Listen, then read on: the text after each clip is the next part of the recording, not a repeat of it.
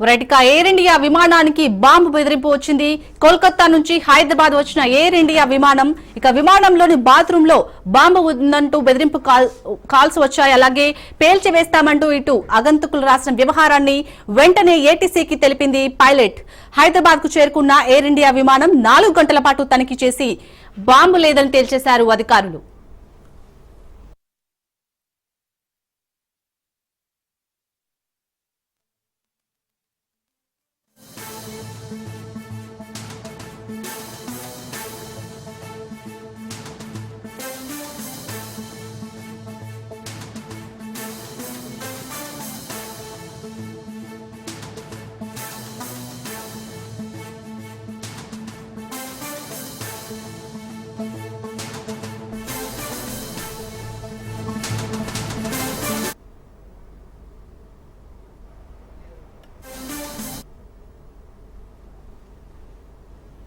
బ్రిటన్లో breaking news చూస్తున్నాం. Air India విమానానికి బాంబు బెదిరింపు కలకలం సృష్టించింది. కోల్కతా నుంచి హైదరాబాద్ వచ్చిన ఎయిర్ ఇండియా విమానం ఈ విమానంలోని బాత్రూమ్ లో బాంబు ఉందంటూ బెదిరింపు లేఖలు వచ్చాయి. అలాగే అగంతకులు పేల్చివేస్తామంటూ రాశారు. అయితే ఈ వ్యవహారాన్ని వెంటనే ఏటీసీకి తెలిపింది పైలట్. హైదరాబాద్ కు చేరుకున్న ఎయిర్ ఇండియా విమానం 4 గంటల పాటు తనిఖీ చేసి అధికారులు బాంబు లేదని తేల్చి చెప్పారు.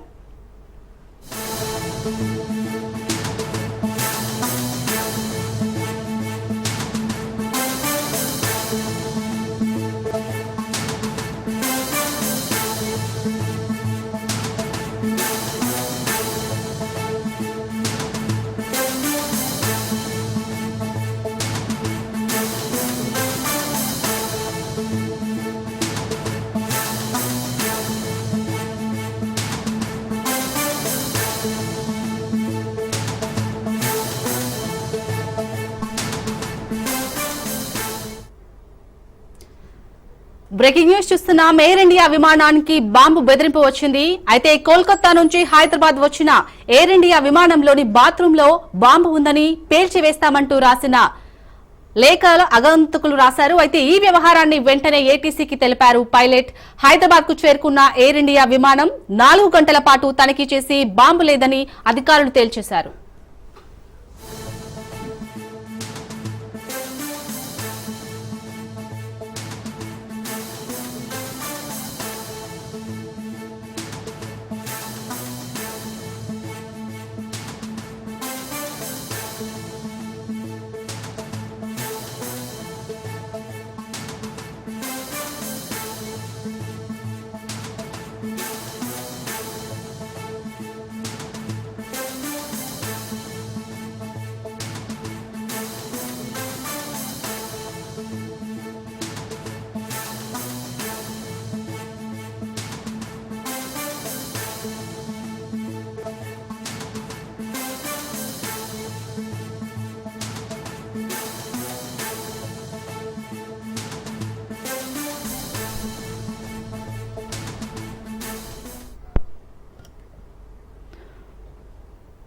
రైట్ గా కోల్కతా నుంచి హైదరాబాద్ వచ్చిన ఎయిర్ ఇండియా విమానానికి అయితే బాంబు బెదిరింపు వచ్చినట్టుగా తెలుస్తుంది. దీనిపై పూర్తి డీటెయిల్స్ మా ప్రతినిధి రత్నకుమార్ అందిస్తారు. రత్నకుమార్. శాలిని, కోల్కతా నుంచి హైదరాబాద్ వచ్చినటువంటి ఎయిర్ ఇండియాకు బాంబు బెదిరింపుల ఘటన ఒక్కసారిగా షాకింగ్ గా మారింది. ఎక్స్ప్రెస్ విమానంగా తెలుస్తోంది. ఎయిర్ ఇండియాకు సంబంధించినటువంటి ఎక్స్ప్రెస్ విమానం కోల్కతా నుంచి హైదరాబాద్ వచ్చింది. అయితే విమానంలోని బాత్రూమ్ లో బాంబు పేల్చి వేస్తామంటూ ఆగంతకులు అక్కడ కొన్ని రాతలు రాయడంతో దాన్ని గమనించినటువంటి ఆ స్టాఫ్ ఒక్కసారిగా దీనికి సంబంధించినటువంటి ఇన్ఫర్మేషన్ ను అధికారులకు అందజేశారు. విమానంలో బాంబు బెదిరింపు వ్యవహారాన్ని వెంటనే ఏటీసీకి తెలియజేశారు పైలట్.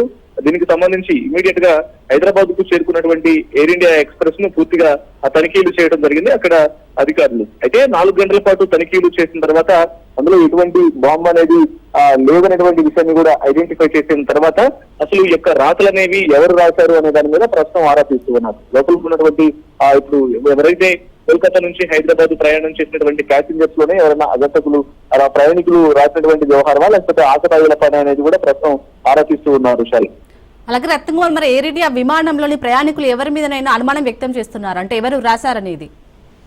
ప్రస్తుతం దీనికి సంబంధించి ఆరోపిస్తున్నారు. అక్కడ ఉన్నటువంటి లోపల ఇంటర్నల్ గా ఉన్నటువంటి సీసీ కెమెరాలన్నింటినీ కూడా పరిశీలించడం జరుగుతుంది. ఎందుకంటే క్యాబిన్ నుంచి ఆ లోపల ప్యాసింజర్స్ నుంచి అక్కడ వాష్రూమ్ వైపు మూవ్ అయినటువంటి వ్యక్తులు ఎవరెవరైతే ఉన్నారో సో వాళ్ళందరూ వాళ్ళ సీట్ నెంబర్ తో పాటు వాళ్ళ డీటెయిల్స్ ను రీట్రైవ్ చేస్తున్నారు. రీట్రైవ్ చేసిన తర్వాత వాళ్ళ డీటెయిల్స్ తెలుసుకున్న తర్వాత వాళ్ళకు అలర్ట్ మెసేజ్ కావచ్చు, వాళ్ళని అదుపులోకి తీసుకునేటువంటి ప్రశ్నించేటువంటి అవకాశాలు కూడా ఉంది. ఎందుకంటే ప్రస్తుతం వచ్చిన వాళ్ళు ఇమీడియట్ గా పైలట్ అక్కడ దాన్ని వెంటనే ఐడెంటిఫై చేసి తెలియజేయడం జరిగింది. కాబట్టి ఇమీడియట్ గా వాళ్ళు దిగిన తర్వాత ఫ్లైట్ దిగిన తర్వాత ప్రయాణం చేసినటువంటి వ్యక్తులను అక్కడ సీసీ కెమెరాలను పరిశీలించి ప్రయాణికులు ఎవరో ఒకళ్ళు రాసినట్లయితే మాత్రం వాళ్ళ మీద చర్యలు తీసుకునేటువంటి అవకాశాలు కూడా ఉంటాయి. ప్రస్తుతం అసలు ఎవరు ఈ యొక్క రాతలు రాశారు అనేది కూడా ఐడెంటిఫై చేసే ప్రయత్నం చేస్తున్నారు అధికారులు. ఎయిర్ ఇండియా అధికారులు ఏమంటున్నారు దీనిపై? అయితే ప్రస్తుతానికి 4 గంటల పాటు తనిఖీలు చేసిన తర్వాత లోపల ఎటువంటి బాంబులకు సంబంధించినటువంటి ఆనవాళ్లు లేవు అని ఇప్పటికే అధికారులు తేల్చేయడంతో ప్రతి ఒక్కరు కూడా ఊపిరి పీల్చుకున్నారు. ఎందుకంటే ఈ బాంబులు బాంబులు పెట్టి లోపల పీల్చుతామనేటువంటి ఇన్సిడెంట్ ఏదైతే ఉందో దీనికి సంబంధించి ఒకవైపున ఇప్పటికే భారత్ పాకిస్తాన్ మధ్య ఉద్రిక్తత వాతావరణం నెలకొంటున్న నేపథ్యంలోనే ఆ యొక్క రాతలను చూసిన తర్వాత ఇది ఖచ్చితంగా ఇతర సంఘ విద్రోహ శక్తుల పని అయి ఉంటుందనే ఒక భయాందోళనకు గురైనటువంటి పరిస్థితి ఉంది. అయితే దీని మీద ఇమీడియట్ గా యాక్షన్ తీసుకోవడంలో భాగంగానే అధికారులు పూర్తిగా తనిఖీ చేసిన తర్వాత అక్కడ ఎటువంటి బాంబు ఆనవాళ్లు కనిపించకపోవడంతో సో ప్రతి ఒక్కరు కూడా ఊపిరి పీల్చుకున్నారు. అయితే ఈ రాతలను రాసినటువంటి వ్యక్తి ఎవరనేది ప్రస్తుతం అధికారులు ఆరా తీస్తూ ఉన్నారు. Right, thank you Ratnakumar.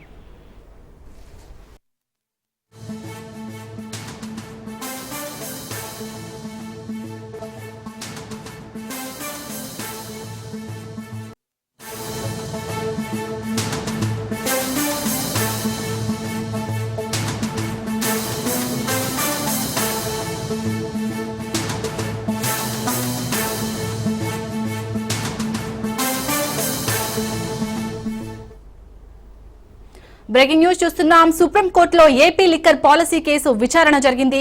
అయితే మిథున్ రెడ్డి ముందస్తు బెయిల్ పిటిషన్ పై సుప్రీంకోర్టు విచారణ జరిపింది. ముందస్తు బెయిల్ కోసం హైకోర్టును ఆశ్రయించాలని న్యాయస్థానం సూచించింది. హైకోర్టు నిర్ణయం వెలువడే వరకు అరెస్టు చేయొద్దని ఆదేశించింది. అన్ని అంశాలను పరిగణలోకి తీసుకుని విచారణ చేయాలని సూచించింది. విచారణకు సహకరించాలని మిథున్ రెడ్డిని సుప్రీంకోర్టు ఆదేశించింది.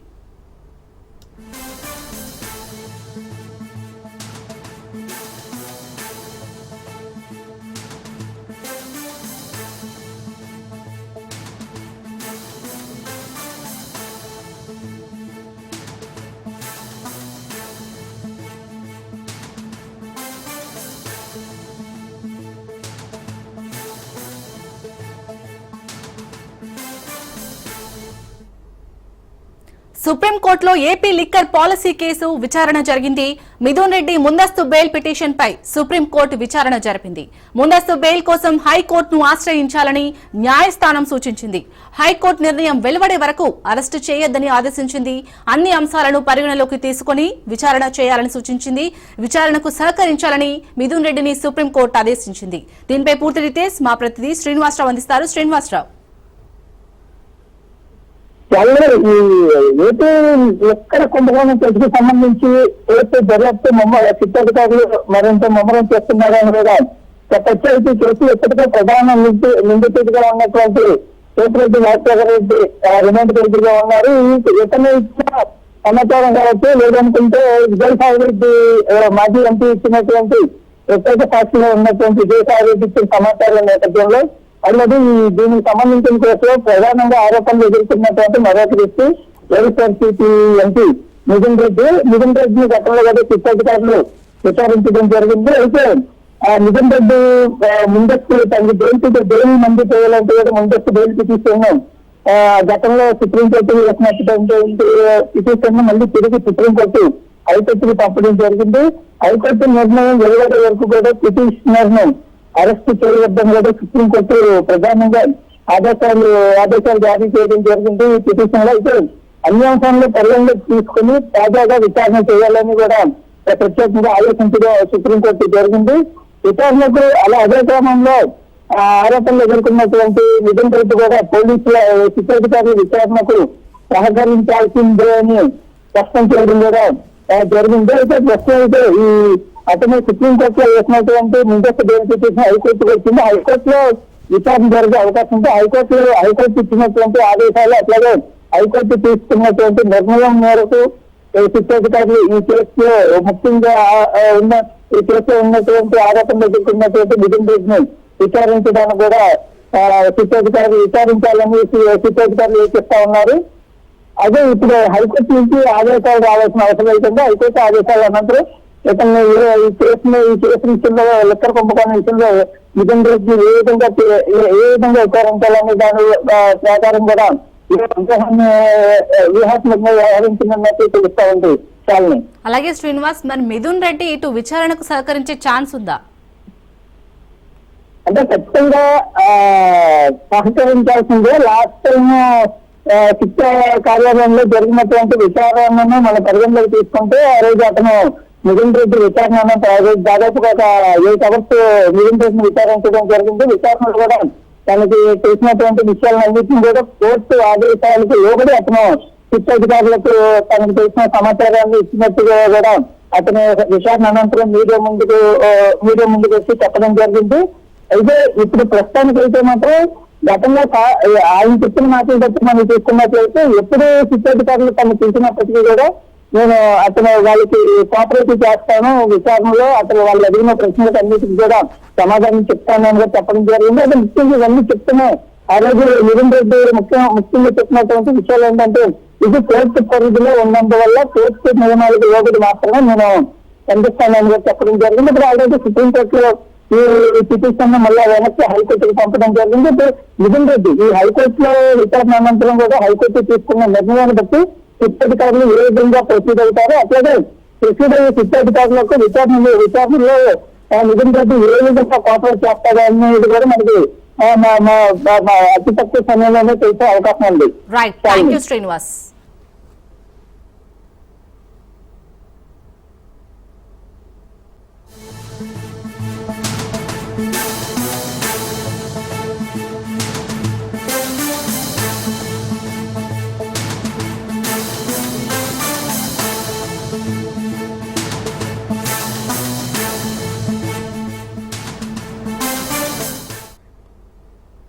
బ్రేకింగ్ న్యూస్ చూస్తున్నాం. పంజాబ్ అదంపూర్ ఎయిర్ బేస్ కు ప్రధాని మోడీ వెళ్లారు. ఆపరేషన్ సింధూర్ లో ఎయిర్ ఫోర్స్ కీలక పాత్ర పోషించింది. దీంతో ఎయిర్ ఫోర్స్ సిబ్బందిని ప్రధాని మోడీ అభినందించారు. పాక్ ఇండియా ఎయిర్ ఫోర్స్ సత్తా చూపారంటూ ప్రశంసలు కురిపించారు.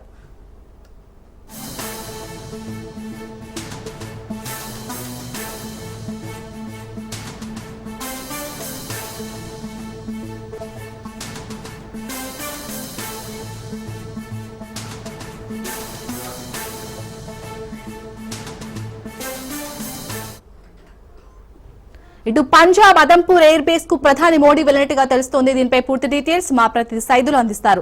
సైదులు చెప్పండి, మెయిన్ గా ఇటు ఆపరేషన్ సింధూర్ లో అయితే ఎయిర్ ఫోర్స్ కీలక పాత్ర పోషించింది. వారిని ప్రధాని మోడీ అభినందించినట్టుగా తెలుస్తోంది. అప్డేట్స్ ఏంటి?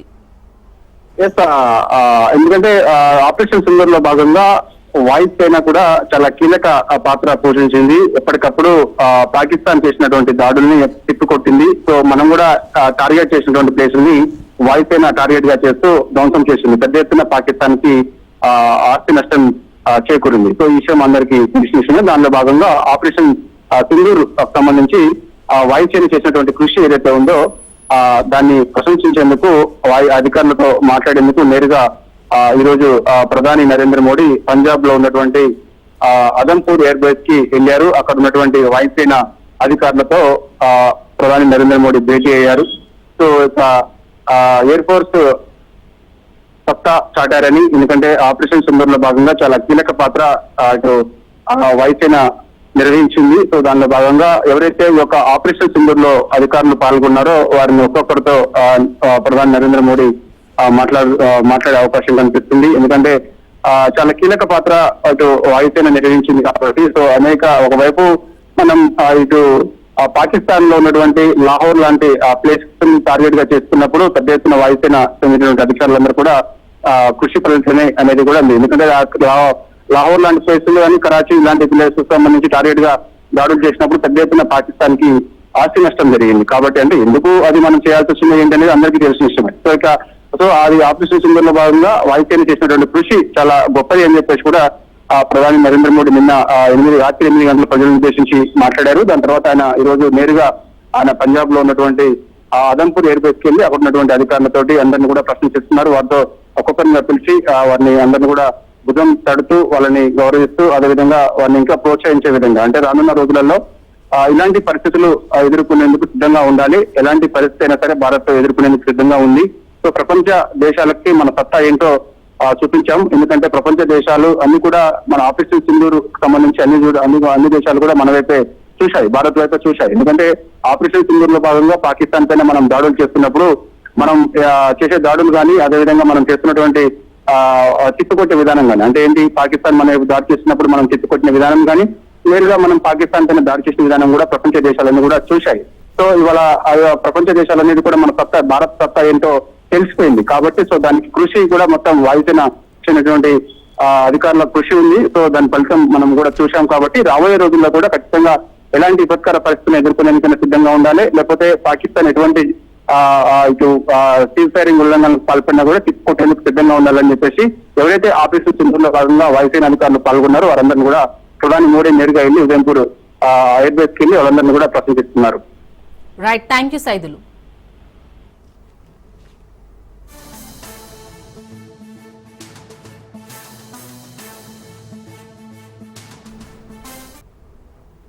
ఈ నెల 20న ఆంధ్రప్రదేశ్ మంత్రివర్గం భేటీ కానుంది. సచివాలయంలో ఉదయం 11 గంటలకు ఏపీ కేబినెట్ సమావేశం జరగనుంది. అన్నదాత సుఖీభవ, తల్లికి వందనం వంటి కీలక పథకాలపై అమలు చర్చ జరగనుంది. అన్నదాత సుఖీభవ పథకంపై రైతుల సంక్షేమం కోసం ప్రవేశ పెట్టుబడిగా తల్లికి వందనం మహిళల ఆర్థిక భద్రతకు ఉద్దేశించిన కార్యక్రమం. అయితే ఈ పథకాల ద్వారా లబ్ధిదారులకు సకాలంలో సాయం అందుతుందా, అమలులో ఎదురవుతున్న సవాళ్లు ఏమిటనే అంశాలపై మంత్రివర్గం లోతుగా చర్చించనుంది. ఈ పథకాలను మరింతగా సమర్థవంతంగా అమలు చేయడానికి కొత్త మార్గదర్శకాలు రూపొందించే అవకాశం ఉంది. అలాగే రాష్ట్ర ప్రభుత్వ ఉద్యోగులను బుజ్జగించేందుకు మంత్రివర్గం కసరత్తులు ప్రారంభించింది. రాష్ట్ర వ్యాప్తంగా ప్రభుత్వ ఉద్యోగుల బదిలీలకు కేబినెట్ గ్రీన్ సిగ్నల్ ఇవ్వనుంది. ఈ బదిలీలు ఉద్యోగుల పనితీరు, విభాగాల అవసరాలు మరియు పరిపాలనా సౌలభ్యం దృష్టిలో ఉంచుకొని జరగనున్నాయి. బదిలీ ప్రక్రియను పారదర్శకంగా సాఫీగా నిర్వహించేందుకు స్పష్టమైన మార్గదర్శకాలు రూపొందించే అంశంపైన చర్చ జరిగే అవకాశం ఉంది. ముఖ్యంగా విద్య, వైద్య, ఆరోగ్య, రెవెన్యూ శాఖలలో పెద్ద ఎత్తున మార్పులు చోటు చేసుకునే అవకాశం ఉంది.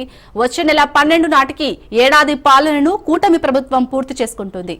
కాగా ఈ ఏడాది పాలనలో కూటమి సర్కార్ చేసిన సంక్షేమ పథకాలు, అభివృద్ధి కార్యక్రమాలు ప్రజల్లోకి పెద్ద ఎత్తున తీసుకెళ్లే అంశంపై చర్చించనున్నారు.